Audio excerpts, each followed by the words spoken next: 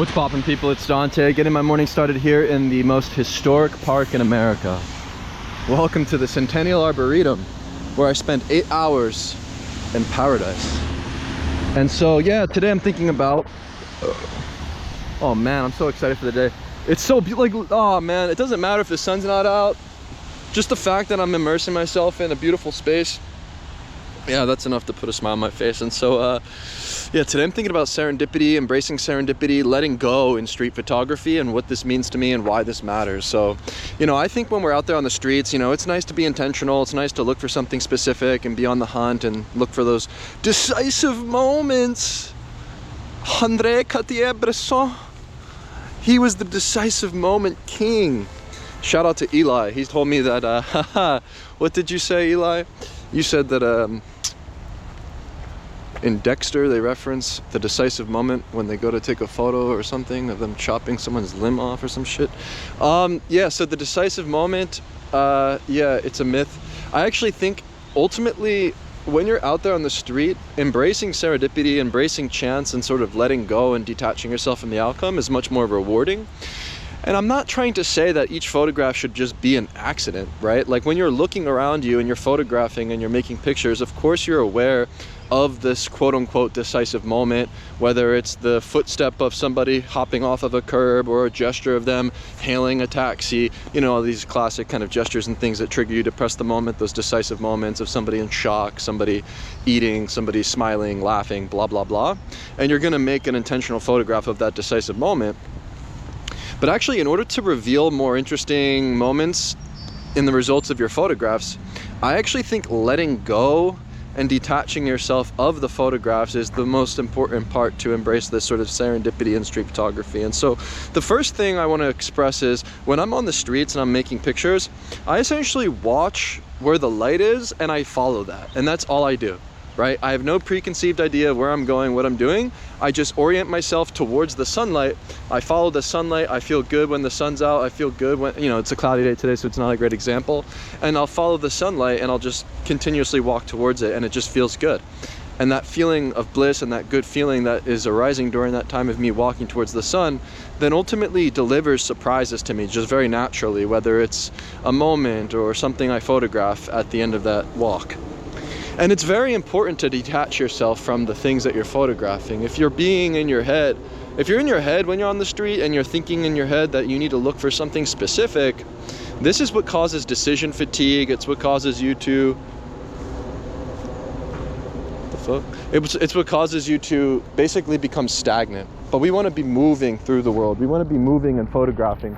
And so essentially when I'm shooting, my goal, and this is me, and like do whatever you want. And here's the thing, I actually don't think that it's possible for two different photographers to be shooting together and create the same image, even if you're photographing the same thing.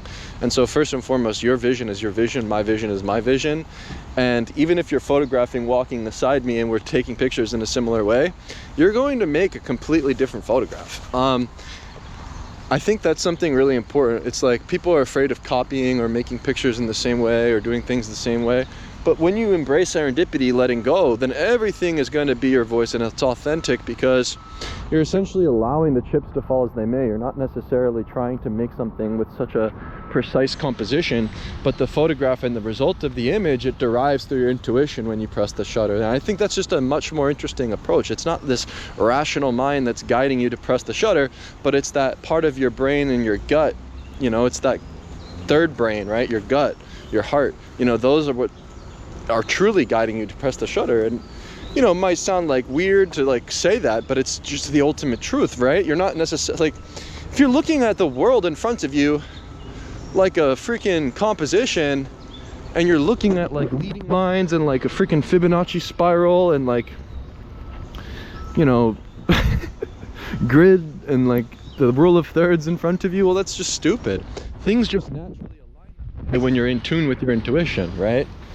And so that to me is the art of serendipity. It's making a composition, making something orderly and strong and striking but not doing it with this rational intention of making a picture that way, if that makes sense, where you kind of have a general understanding of what you're photographing, you have a general understanding of what's in front of you, you position your physical body in relationship to it, and then press the shutter, that instinct that you find the pieces align between that subject and the background, synthesizing the content with the formal elements of composition.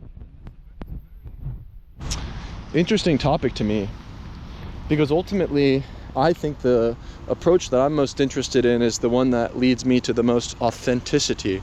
You know, for me, authenticity has to do with embracing serendipity, embracing chance. If you look at the word serendipity, it apparently derives from the story of these three princes from Serendip, or modern day Sri Lanka, who apparently made discoveries accidentally, you know, while they're going on their journeys and quests. They find things along their journey. I think one of them was like discovering honey or something. You know, it's just like, you'll find that sweetness, that honey, that nectar, that juice when you let go. And, you know, chance favors the prepared. So just always having the camera with you, always having it on your pocket, having your batteries charged, having your shit together so that you're ready to press the shutter. You know, it's just like a simple thought that just goes a long way. It's like the foundation of how to become more successful with your photography. You know, if you're feeling like you're not making progress, improving, etc., the foundation that you have to build before going out there on the street is critical, right? Like being well rested, being open and prepared with no brain fog and clarity so you can see clearly. And then that connection between your gut and your brain becomes this like laser sharp, pinpoint accurate, focused system that's always working like a well-oiled machine. And I believe it comes through fasting. It becomes this like very meditative act when your gut, you're just like, you're putting order to these serendipitous things that you find on your journey out there on the street, intuitively, with the snap of a finger, with a quick adjustment of your body, with a quick flick of the wrist and the click of the shutter. It's not like something so rational.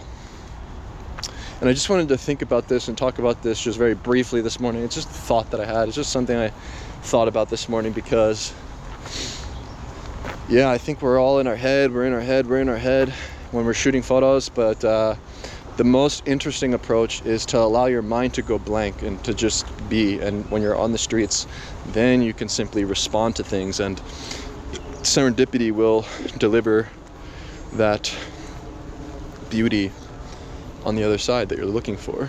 But you don't go out there intentionally looking for it. You kind of just accidentally find it. Kind of like those three princes from the story of Serendip.